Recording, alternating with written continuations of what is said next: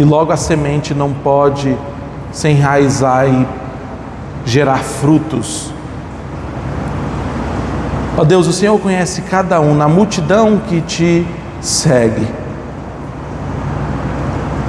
A minha oração, ó Deus, é que o Senhor possa ter misericórdia da nossa vida e que a boa semente da Tua palavra possa, ó Deus, gerar frutos para a vida eterna.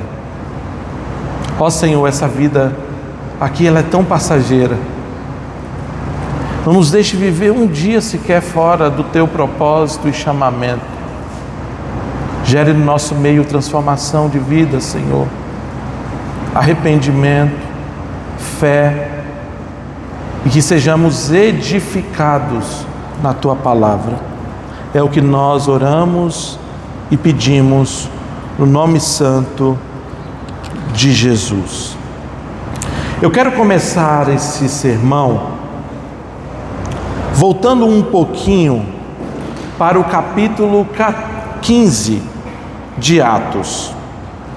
Se você puder voltar, volta só um pouquinho, a guisa de introdução. No capítulo 15, a partir do verso 1, vai dizer assim: alguns homens desceram da Judéia para Antioquia e passaram a ensinar os irmãos: se vocês não forem circuncidados, conforme o costume ensinado por Moisés, não poderão ser salvos. Você percebeu aqui um detalhe desse texto? Se vocês não forem circuncidados, conforme o costume, vocês não poderão ser salvos. Ontem, em um nosso pequeno grupo aqui na igreja, nós levantamos uma enquete neste pequeno grupo e perguntamos assim: do que mais os homens têm medo? Você já parou para se fazer essa pergunta? Do que mais os homens têm medo? E eu acredito que, acertadamente, alguns falaram bem assim: pastor, certamente da morte. Esta questão da salvação, ela permeia todo o cânon da Escritura, toda a Escritura. Quando olhamos para a Bíblia, a salvação não é algo desprezível, pelo contrário. O que seremos ou o que viveremos depois desta vida aqui? Eu acredito que quando olhamos para o capítulo 15 e esse assunto a respeito daquilo que deve ou não fazer para a salvação, de certa forma é um eixo dentro de todo o diálogo ali da história que acontece. E por que eu estou iniciando a guisa de introdução sobre essa questão da salvação? Nós já aprendemos, olhando para o livro de Atos, e oficialmente, que o Evangelho ele se expande. Que Evangelho é esse? Não é aquele que nós vemos lá em Romanos no capítulo 1, que se diz: o Evangelho é poder de Deus para salvação. O Evangelho é poder de Deus para a salvação. Quando olhamos também para a Escritura, em João capítulo 3 vai dizer: se não nascer de novo, não pode ver o reino de Deus dos céus. Ou melhor, se não nascer de novo, não pode entrar no reino de Deus. Ora, nós estamos falando aqui de regeneração, de conversão. daqueles aspectos que giram em torno do reino de Deus e desse lindo chamamento que é arrependimento e fé. Este evangelho aqui em Atos, que pelo poder do Espírito ganha proporções em que judeus são salvos, gentios são salvos, é este evangelho que livra da morte eterna. Nós falamos que esta é a grande preciosidade que nos é dada. Que uma vez que recebemos Cristo como Senhor e Salvador, uma vez em Cristo Jesus, o cristão, ainda que morra, viverá. Essa salvação que nos é dada,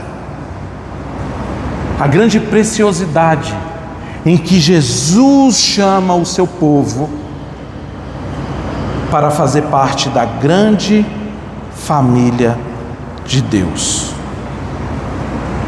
Nós vimos que a justificação é somente pela graça, mediante a fé. Falamos sobre aspectos importantes do reino, da salvação e a sua importância, como nós falamos aqui. O evangelho que se alastra e esse evangelho da salvação alcançando pessoas. Ora, no capítulo 15, nós observamos e vemos justificação, a justificação em Cristo Jesus. Nós vemos no capítulo 15, como nós falamos no sermão passado, essa questão que envolve lei e graça.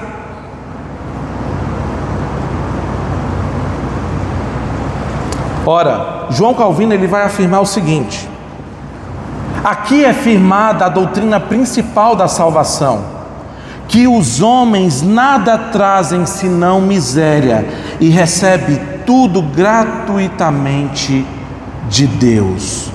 Pela graça sois salvos. Isso não vem de vós, é dom de Deus. Mas por que eu estou falando tudo isso? Porque ao olhar para o livro de Atos, queridos, cerne, central, o evangelho da salvação. Pegaremos em vários textos e a palavra do Senhor crescia, e eles estavam estabelecidos na doutrina dos apóstolos. Existe um cerne vivencial na Escritura, na palavra de Deus, e isso se conecta diretamente com a salvação. O que é mais precioso para ti? Ao olhar para a sua vida, nessa manhã, vocês estão sentados aí nesses bancos. Quando você olha, o que é mais precioso? O que cativa as minhas afeições? Certamente, queridos, nesta vida nós podemos perder tudo, mas não podemos perder a presença do nosso Senhor. Nós vemos aqui, e se você puder olhar para a sua Bíblia, por gentileza, no verso 36, ao nos depararmos com a beleza do Evangelho, com a obra de salvação, esse Evangelho crescente em Jerusalém, Judéia, Samaria e até os confins da terra, nós pegamos um fato aqui, que é o conflito entre Paulo e Barnabé. Algum tempo depois, verso 16, Paulo disse a Barnabé: voltemos para visitar os irmãos em todas as cidades onde pregamos a palavra do Senhor, para ver como estão indo. Barnabé queria levar João, também chamado Marcos. Vocês se lembram que na primeira viagem missionária de Paulo, literalmente, João Marcos abandona o barco. E agora? Esse evangelho que é visto aqui, todos esses aspectos que envolvem o Evangelho de salvação. E nós já falamos que a salvação é algo importante na nossa caminhada, porque nos foi dado no Senhor Jesus pelo seu sacrifício. E agora, diante desta crise aqui, o primeiro ponto que eu quero trazer, ainda no verso 36, é o cuidado de Paulo, o zelo pastoral. Ele diz assim: voltemos para visitar quem? Voltemos para visitar os irmãos. Paulo demonstra zelo pastoral e responsabilidade com as igrejas que ali foram plantadas. Você observa que, concernente à obra de salvação, a propagação do Evangelho, existe zelo pastoral, existe cuidado com a igreja e com as vidas. O que o historiador, neste livro aqui, que é Lucas, está trazendo, é que conforme a igreja se expandia, conforme gentios eram alcançados, nós vemos na figura dos apóstolos, da cristandade, zelo. E as coisas não acontecem aleatoriamente. Homens e mulheres são vistos pela ótica do zelo pastoral. Eu sei que nos nossos tempos atuais, em nossos tempos, é até complicado falar disso, porque existe uma crise de pastoreio, eu sei, de zelo. Às vezes entendemos que a vida da proclamação do Evangelho, ela só acontece de forma escolástica, como um preletor ou um pregador anunciando as boas novas. Sim, esse é o método mais eficiente em que a palavra de Deus é pregada. Mas aqui nós vemos que, uma vez tendo anunciado as boas novas em determinadas regiões, Paulo tem zelo, existe vivência pastoral, existe cuidado com as igrejas ali estabelecidas. Eu vou citar aqui, irmãos, eu acho que é a primeira vez que eu faço aqui, alguns puritanos que eu tenho como referência diante daquilo que eles ensinam e diante daquilo que eles falam. Richard Baxter, ele diz assim, o verdadeiro pastor não apenas gera filhos espirituais, mas cuida deles. Richard Baxter. Nós vemos esse zelo aqui. A igreja não é evento, é cuidado contínuo. E aqui Paulo se dispõe a voltar em rota. E acontece este caso com João Marcos. Lá em Atos capítulo 13, verso 13, Marcos havia abandonado a missão. Ainda que por imaturidade, alguns vão dizer que esse abandono se deu pelo fato da proeminência de Paulo na missão, ele ter assumido um lugar de proeminência. Alguns outros irão dizer que pela dificuldade das rotas de viagem, ele acabou não conseguindo lidar com isso.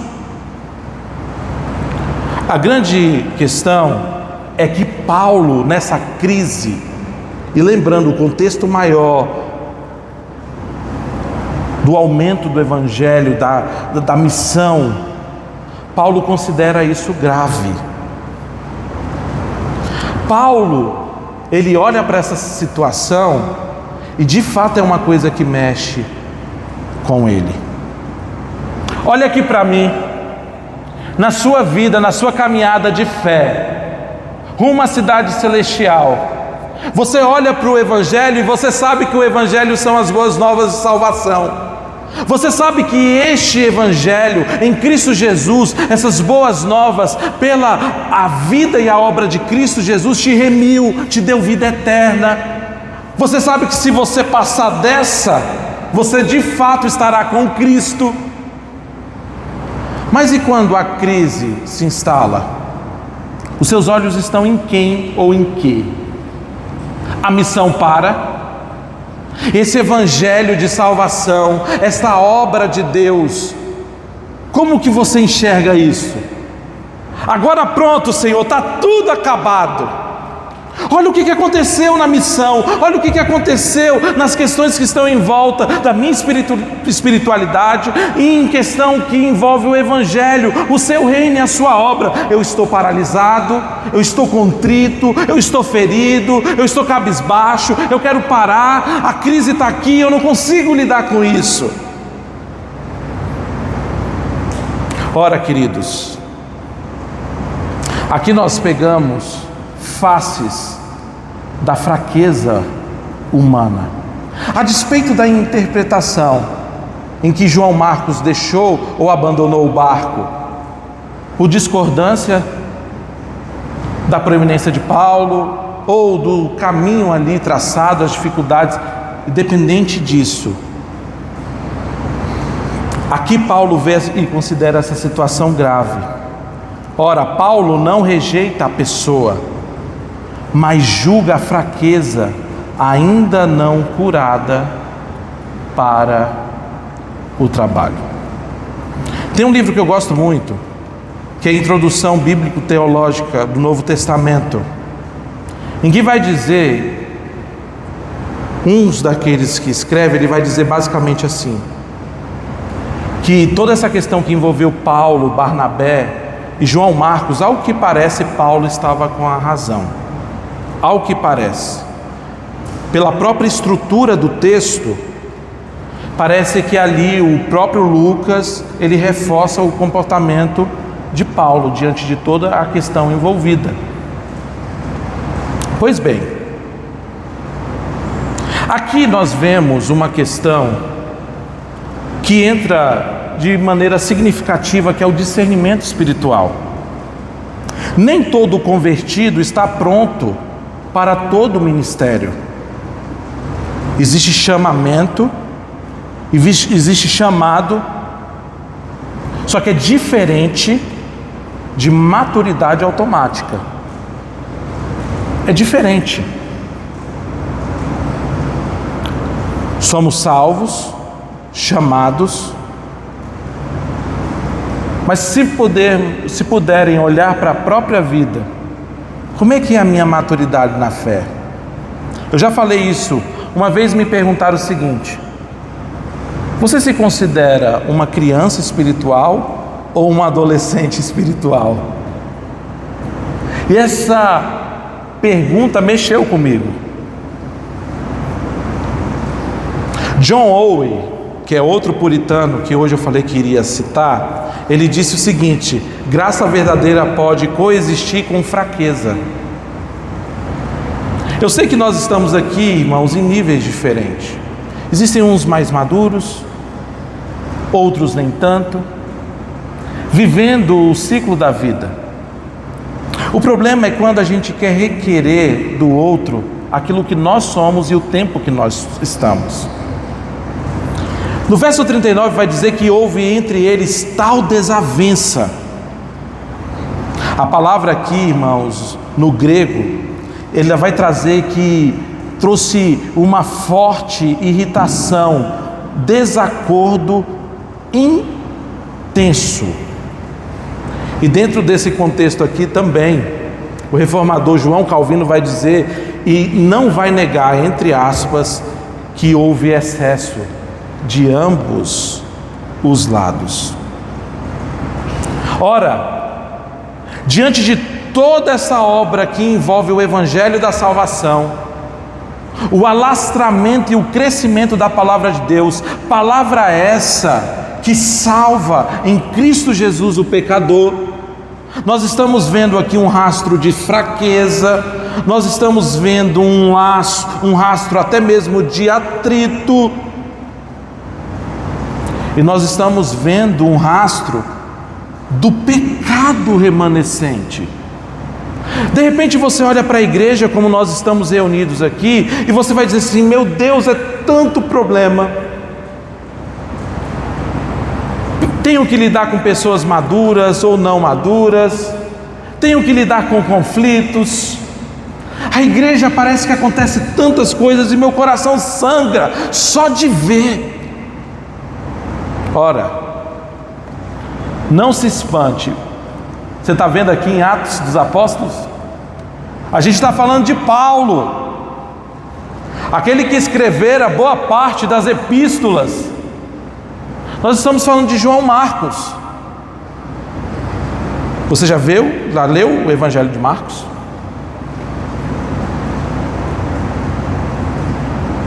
Existe aqui uma crise.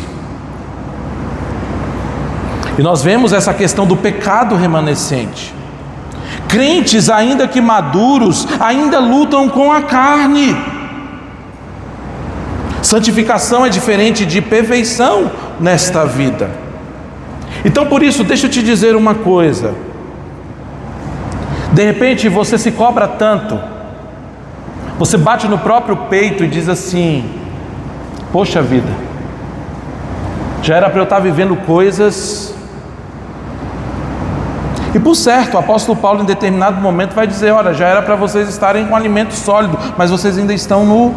Por isso que eu tenho que falar para vocês como imaturos. Mas deixa eu te dizer uma coisa: não vai ser na força do seu braço, não vai ser com o pesar de culpa, de cobrança, mas sim pela obra soberana do Senhor em nossa vida.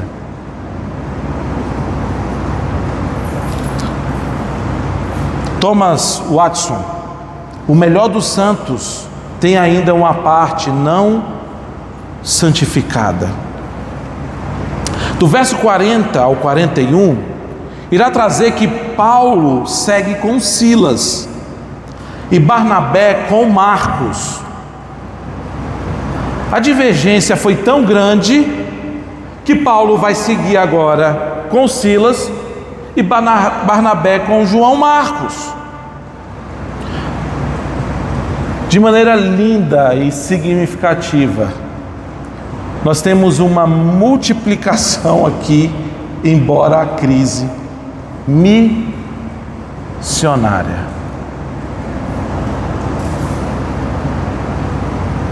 João Calvino vai dizer que Deus transformou o mal humano em benefício da igreja.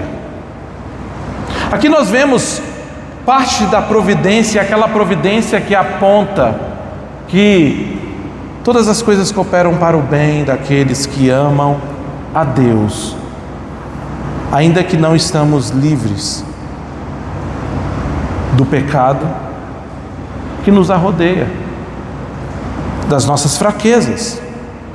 Nós vemos aqui neste caso providência soberana. Deus não apenas permite, Ele governa. E aqui nós vemos causas secundárias que ali foram geradas e o cumprimento e a soberania de Deus sendo estabelecida. Ora, queridos, é importante olharmos que a Bíblia ela não vai romantizar líderes, e isso vai autenticar que a Bíblia, a palavra de Deus, não é propaganda religiosa. Ela mostra mesmo. Esses dias eu estava lendo ali o Pentateuco e vendo que na falha de Moisés ele não entra na terra prometida. O Senhor nosso Deus irá tratar as nossas fraquezas, as nossas limitações. Nós vemos que a própria palavra de Deus não romantiza líderes e que ela não é uma propaganda religiosa. Ora, a unidade não é a ausência de conflito. A unidade verdadeira está na verdade do Evangelho, e que muitas vezes não vai se negar a ausência de tensão. Aqui o propósito não é perdido por conta de uma desavença, Pelo contrário, o propósito não é perdido por conta de uma fraqueza, quer seja de um lado ou de ambos. Não é perdido o propósito, porque existe o que? Centralidade do Evangelho. Ora, queridos, deixa eu te fazer uma pergunta nesta manhã. Na sua caminhada de fé, por conta de desavenças, ou até mesmo de fraquezas de homens, ou até mesmo a sua mesma,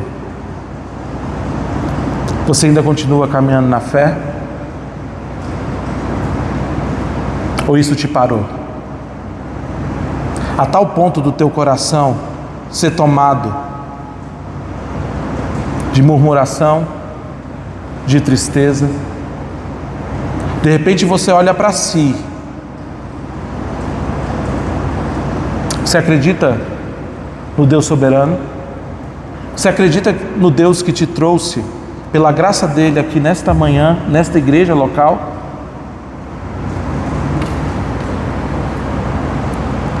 Agora nós temos uma mudança.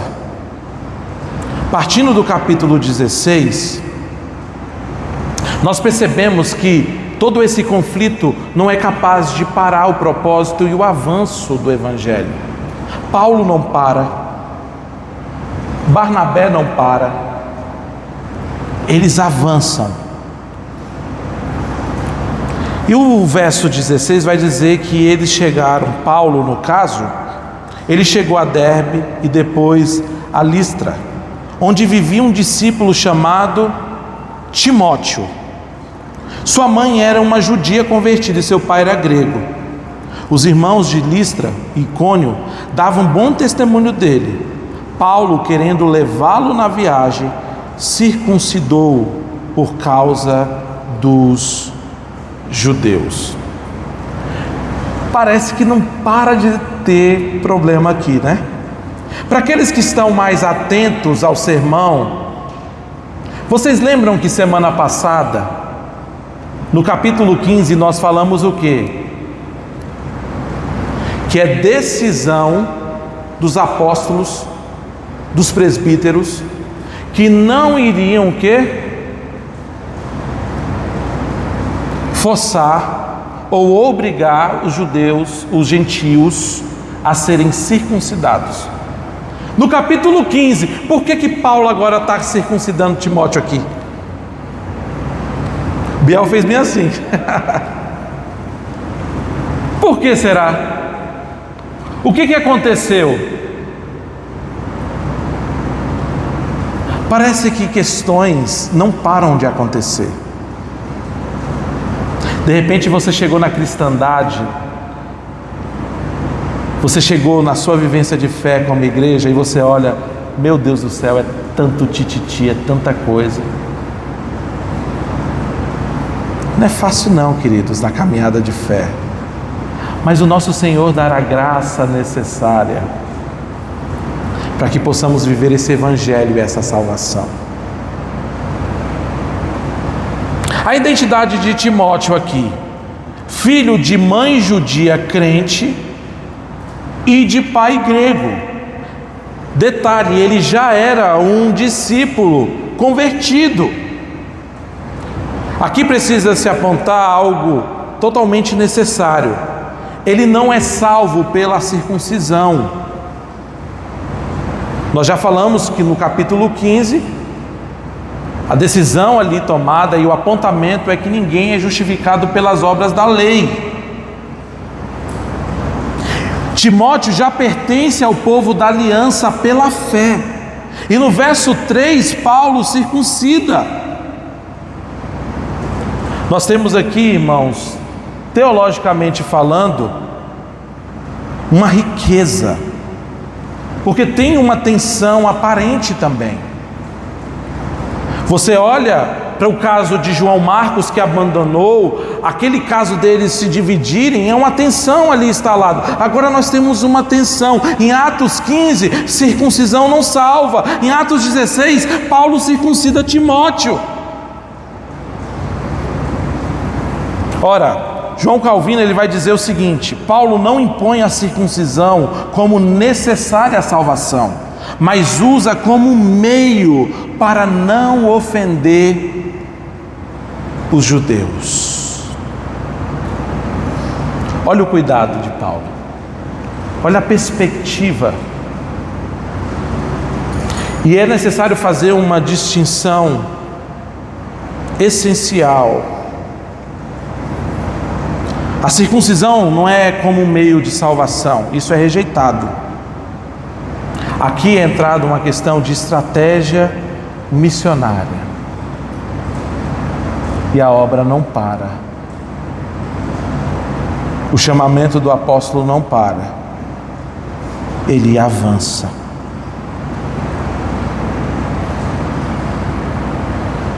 John Owen irá dizer: a liberdade cristã não é licença para si, mas instrumento para servir. Note que em Gálatas, no capítulo 2, Paulo não circuncida a Tito, porque ali era uma imposição legalista. Agora em Atos 16, Paulo irá circuncidar Timóteo, porque havia sensibilidade missionária. Sensibilidade missional. O Evangelho, queridos, sim, se você escuta o verdadeiro Evangelho, vocês que permeiam e conhecem tantas igrejas e tantos contextos, o verdadeiro Evangelho, as boas novas de salvação, sim, são boas novas, mas também em determinados momentos ou em sua essência, o Evangelho ele já é ofensivo por si só. Porque ele é aquele que diz: aquele que quiser vir após mim, negue-se a si mesmo e tome a sua cruz. Ele é aquele que diz: arrependei-vos, porque é chegado o reino dos céus. Muitas vezes estamos entrincheirados ou agarrados na nossa carnalidade. E o Evangelho irá revelar, ao olharmos o Evangelho, a nossa condição caída, miserável.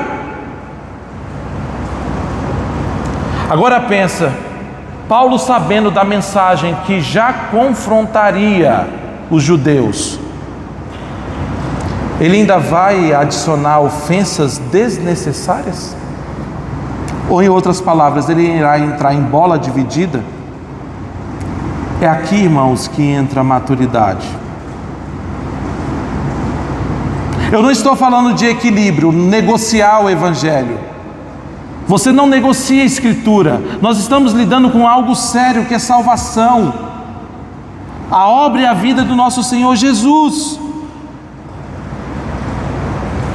E aqui nós vemos um discernimento essencial.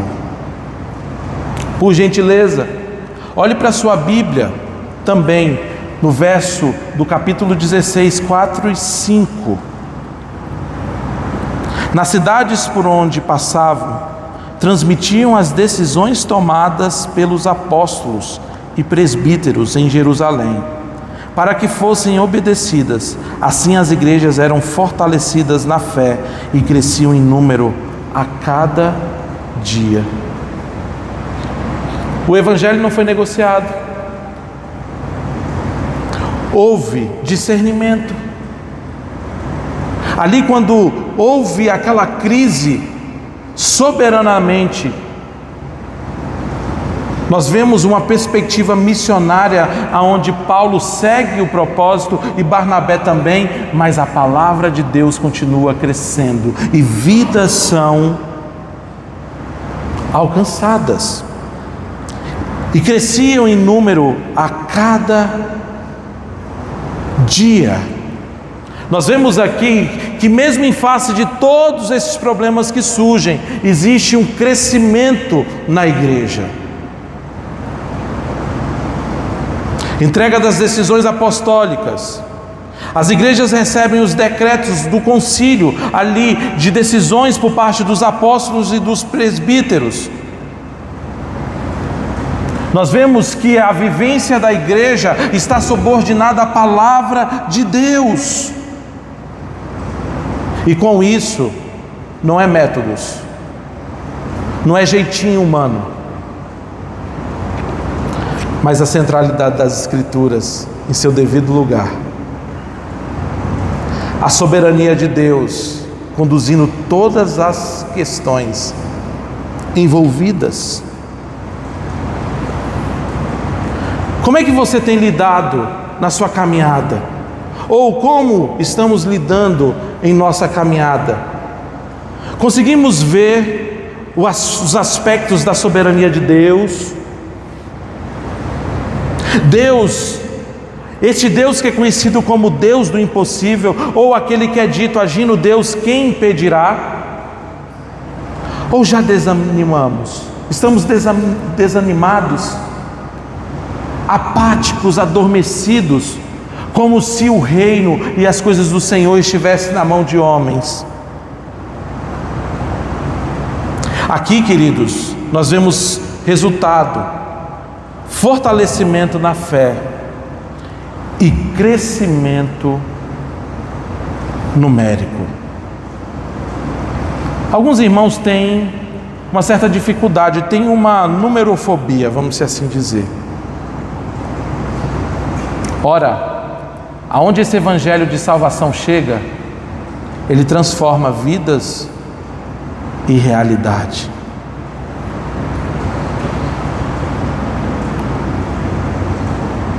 Matthew Henry, um puritano, também irá trazer: a pureza da doutrina é a mãe do crescimento da igreja. Doutrina correta, fortalecimento espiritual e o crescimento daqueles que vão sendo salvos. A despeito das condições e situações, a despeito das fraquezas envolvidas, ou a despeito ainda do pecado na natureza humana, a despeito dos conflitos,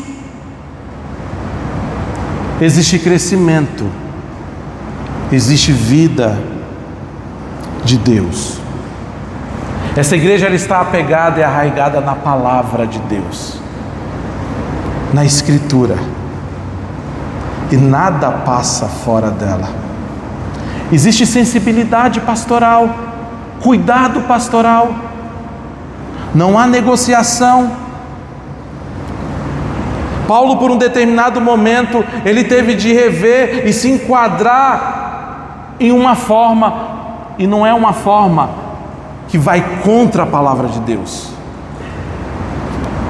Ele não quer entrar e não vai entrar em atritos desnecessários. A igreja ela cresce doutrinariamente e não pragmaticamente. Não adianta nós olharmos para a situação e falar assim: ok, a gente tem muitas fraquezas, tem muitas limitações, eu na minha caminhada de fé, só o Senhor sabe como é que eu estou, por isso eu vou começar a fazer, desvinculado da palavra de Deus, das coisas do Senhor, dos ordenamentos e preceitos do Senhor. Irmãos, não vai. O crescimento em nossa vida com Deus, o crescimento da igreja de Jesus, não é técnicas humanas, mas poder de Deus no Evangelho para a salvação. Por isso, deixa eu te dizer uma coisa, queridos: Deus governa tudo soberanamente, nem os conflitos escapam da soberania de Deus. Então para de se desesperar, para de querer arrancar o cabelo da cabeça, até mesmo as estratégias. Houve conflito, ali Paulo está diante de uma estratégia de dizer: opa, a gente precisa, vamos aqui Timóteo, vamos adequar para a gente poder ter certa liberdade de proclamar o Evangelho sem mais problemas, porque a palavra por si só, ela já irá penetrar os corações. Deus está governando tudo soberanamente, como vemos em Atos 15, em Atos 16. A providência de Deus é absoluta, o Evangelho da graça é inegociável, nenhuma obra pode ser adicionada.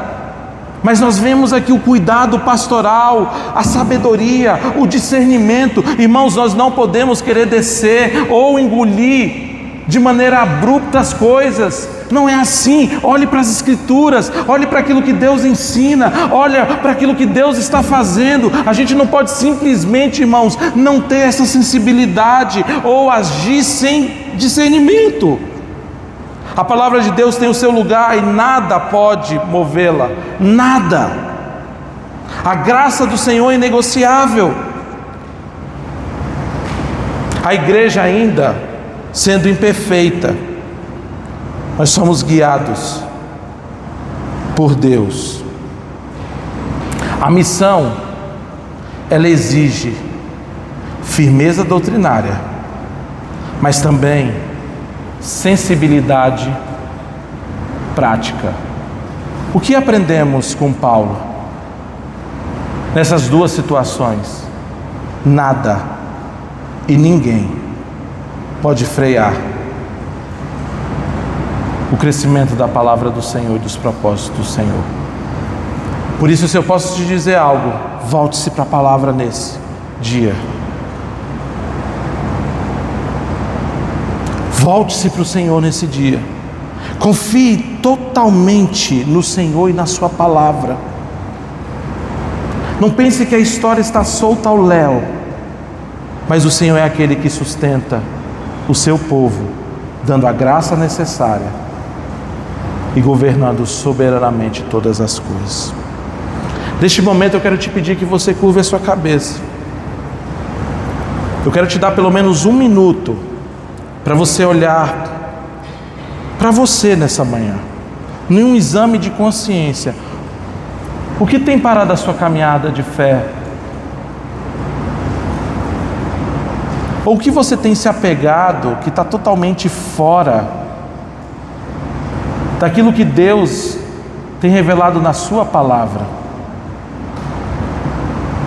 Quais são os impossíveis que você carrega e que você não consegue enxergar nada de Deus?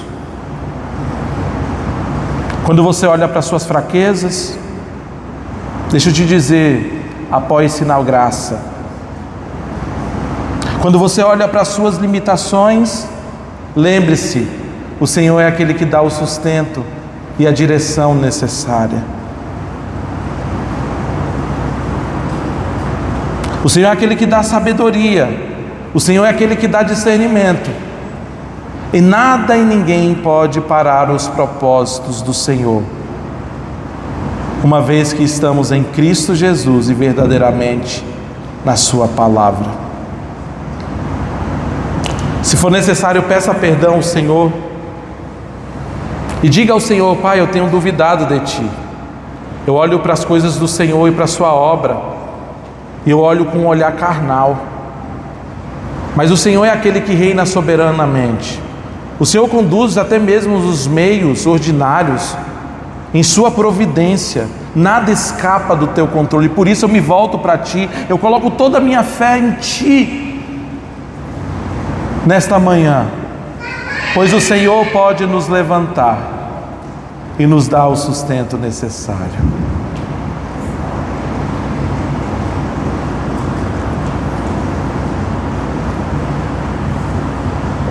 Pai, eis aqui o Teu povo. O Senhor conhece aqueles que estão e pararam no caminho. O Senhor conhece aqueles que estão aqui, Senhor, e não conseguem enxergar tamanha salvação no Senhor e na Sua palavra. Por muitas vezes olhando a vida de forma tão aleatória, esquecendo que o Senhor está sentado no trono de glória. Transforme, Senhor, as vidas e os corações nesta manhã, que possam colocar toda a sua confiança no Senhor, porque nada e ninguém pode deter o Senhor. Ajude, Senhor, nossa caminhada de fé, que possamos, ó Deus, ser amadurecidos pelo Senhor, que possamos, ó Deus, sair de algo tão superficial e poder receber do Senhor um alimento, esse alimento que é para a vida eterna. Sustém, Senhor, cada cristão aqui nesta manhã, que eles possam ter uma semana, ó Deus, em que Tua palavra ganhe tamanha proporção em seus corações, que o Senhor, ao passo de mexer com as suas afeições e não serem mais o mesmo, que possamos nessa disposição, Senhor, pela Tua palavra crescer no Senhor, pois os campos estão brancos, que levemos o Evangelho, Senhor, que venhamos nos relacionar intencionalmente, uma vez como regenerados com pessoas, a fim de comunicar essa salvação, que nos dá salvação e vida eterna. Ajude aqui os Seus filhos na caminhada, Senhor, livra-nos de todo mal, porque Teu é o poder e o reino, para todo sempre. Amém e amém. Que o Senhor te abençoe e te guarde. O Senhor faça resplandecer o rosto sobre ti e tenha misericórdia de ti. O Senhor sobre ti levante o rosto e te dê a paz. Em nome de Jesus, que a igreja diga amém. Que Deus abençoe os irmãos.